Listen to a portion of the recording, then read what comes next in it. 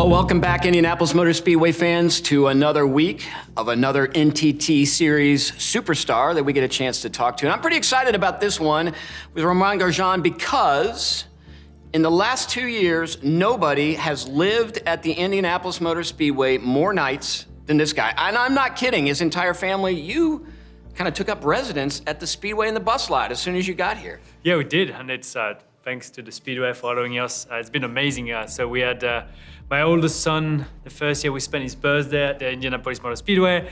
My youngest one, we did it in 2022. And I was like, guys, do you realize that you just spent your birthday at Indy 500?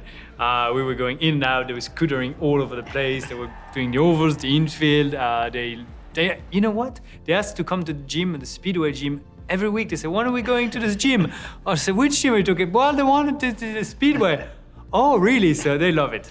You know, actually, they did scooter everywhere. At one point in time, I got a call from security as the two-seaters were deciding to run, and I think the kids had decided they needed a scooter on the track at the same time. And you weren't too worried about it. You basically said, come on over here, kids, get out of the way. Typical race car driver, not worried at all, knew they would be fine. Well, the two-seater can stop for them, right? That was the whole plan. Is, hey guys, we've got a race going on here. No, you know, I think everyone at the Speedway. I love the security people. I love the front desk. Just every time you go there, first of all, the place is amazing, and then as I said, we love being there. The kids love going around, and there's so much to be done. Well, and we loved having you. It was a lot of fun, and you literally have stayed there more than anybody over the last couple of years, which has been a lot of fun for us. When you first came in 21, the plan wasn't to run the oval. You come and you finished second on the road course both times. So immediately, the Indianapolis Motor Speedway gets along with you, or you get along with it. Why do you think that was? Is it something about the track or the team, or what really made you that first year pick up those 2 seconds? Yeah, I think it's just a combination between the car and the team and myself at the Indianapolis road course. The track is it's probably the more European of all the one we had, so it was the easiest to get acquainted with, and the car was working well there. So at the 2 podiums, close to the win both times. So you know what, I just love the place, and I must say that the first time I came was February 2021, and for my medical check, and I came there and went in the tunnel and you enter, and it was just amazing. There were like a foot of snow. The guy from the security took me on the 4x4. Yep. My first lap at Indy 500 or the Indianapolis Super Speedway was on the snow, so pretty fun. So when did you, so you switched to Andretti Autosport, and then when did you decide, did you know on that switch that you wanted to run the 500, or when did you make that mental decision that I have to run this race? Well, in 2021, I loved the series so much that I tried my first oval in Gateway, and it went pretty well. So I was like, oh, that's cool. And then I got the chance to sign for Andretti, and it was clear that with Andretti, we were going for the full season, including the Indy 500. So because my family moved in the States and we were all there, we felt more comfortable of having me do the ovals. And that's when I got the chance to discover my first Indy 500 last May. And when it's May, it's coming in too much time. Yeah, it's just around the corner, which is hard to believe, and you get to do your second one.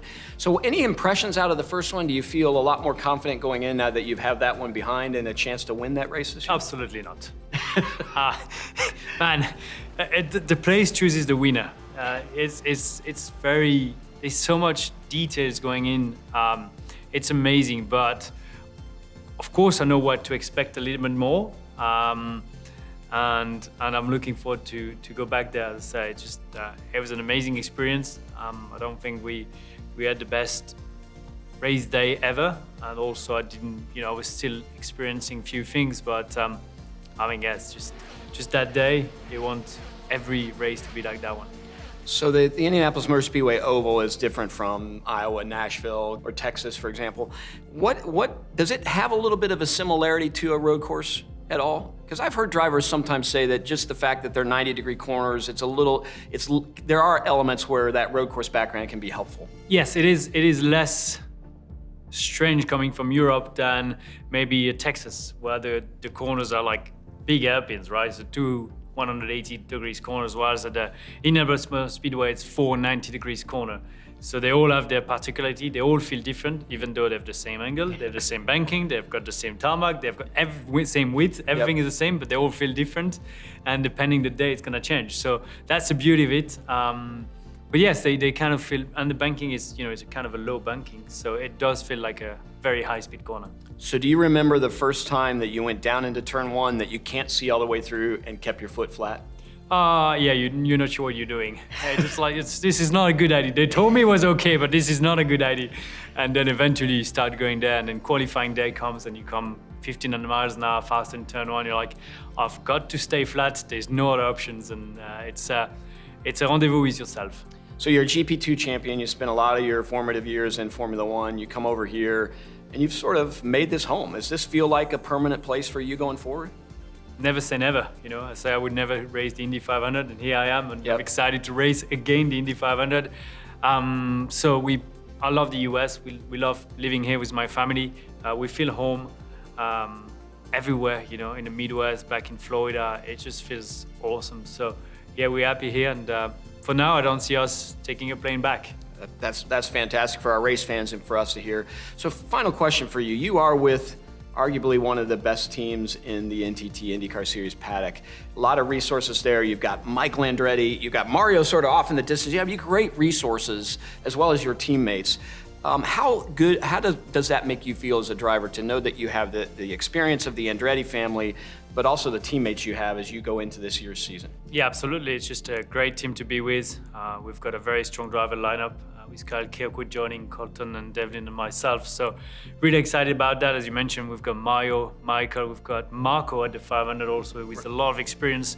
So it's just a brand, a name that you are proud to represent. And for the race fan, for ourselves, for the Andretti name, we have to do well. Sounds great. Well, there you go, Indy 500 fans. One of the most fun drivers to watch in the NTT INDYCAR Series. He knows his way around the road course at the Speedway. The question is, can he pick up a victory there, or could he pick up his first Indianapolis 500 in the 107th running later in May? Romain Grosjean.